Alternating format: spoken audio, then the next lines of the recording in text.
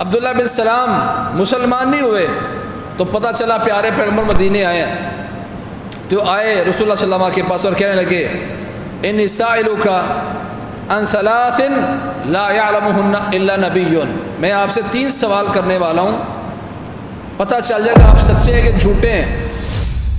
فضیلت الشیخ مفتی Abdul Latif Islamic scholar. کیونکہ وہ 3 سوال ان کا جواب صرف نبی جانتا ہے، نبی کے علاوہ کسی کو اس کا جواب نہیں آتا۔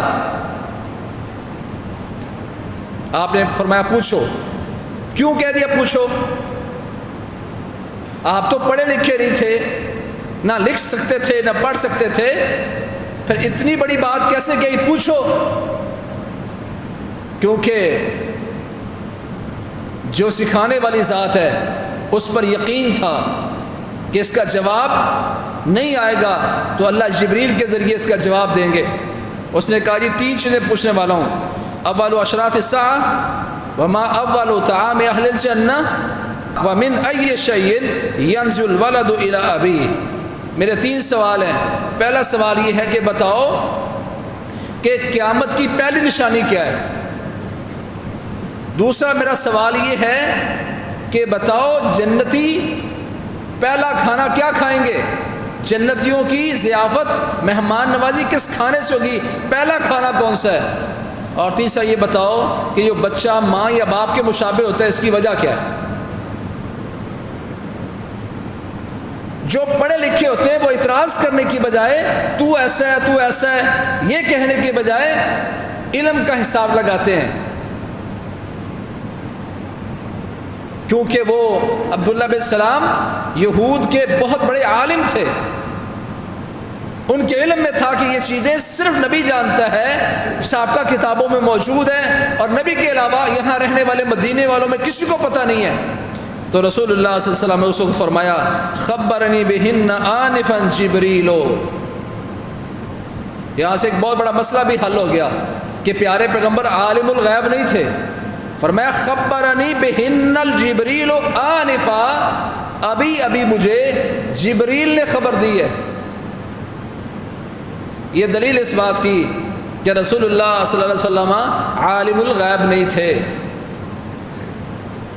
عالم الغیب ہوتے تو فرماتے مجھے اس کا جواب بتاتا ہوں، کہ خبرنی بہن جبریل آنفا، ابھی مجھے جبریل نے ان 3 سوالوں کا جواب بتایا ہے۔ اور یہ رسول اللہ صلی اللہ علیہ وسلم کا طریقہ تھا، جب آپ سے پوچھا جاتا اور آپ کو اس کا جواب نہیں آتا آپ خاموشی اختیار کرتے حتیٰ کہ جبریل آتے اور آ کے بتاتے۔ یہودیوں نے سوال پوچھا روح کے بارے میں کہ روح کیا ہے۔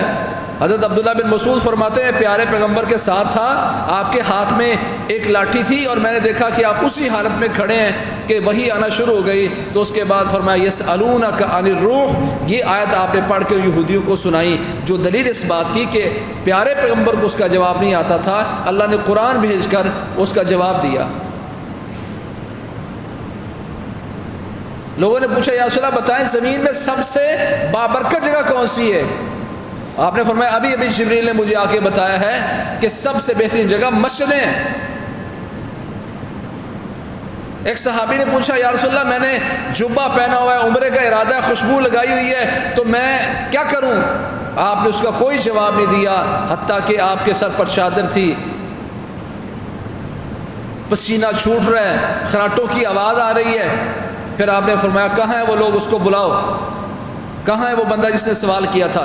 یہ دلائل ہیں کہ رسول اللہ صلی اللہ علیہ وسلم کو اس کا علم نہیں تھا، جبریل آیا تو بتایا۔ یہاں بھی کہا خبرن بہن آنفا جبریل، ابھی جبریل نے آ کے ان 3 سوالوں کا مجھے جواب دیا ہے۔ پڑھا لکھا اعتراض کرنے کے بجائے علمی بات کرتا ہے، دلیل مانگتا ہے۔ کافروں کی طرح، مشرکین مکہ کی طرح یہ نعوذ باللہ مجنون ہیں، ساحر ہیں، کذاب ہیں، شاعر ہیں، یہ نہیں کہتا۔ آپ نے فرمایا مجھے ابھی جبریل نے یہ بات بتائی ہے۔ تو یہود کا ذہن کیا تھا کہ یہ جبریل نعوذ باللہ یہودیوں کے دشمن ہے۔ تو اس نے کہا ذالک عدو الیہود من الملائکہ، فرشتوں میں یہودیوں کا دشمن تو یہی فرشتہ ہے جبریل جس کا آپ نام لے رہے ہیں۔ دشمنی اس اعتبار سے کہتے تھے کہ پہلے بنو اسرائیل میں شادی تھی نبوت، تو اب وہ بدل کر بنو اسماعیل میں آئی ہے تو یہ اس کو اپنی دشمنی سمجھتے ہیں۔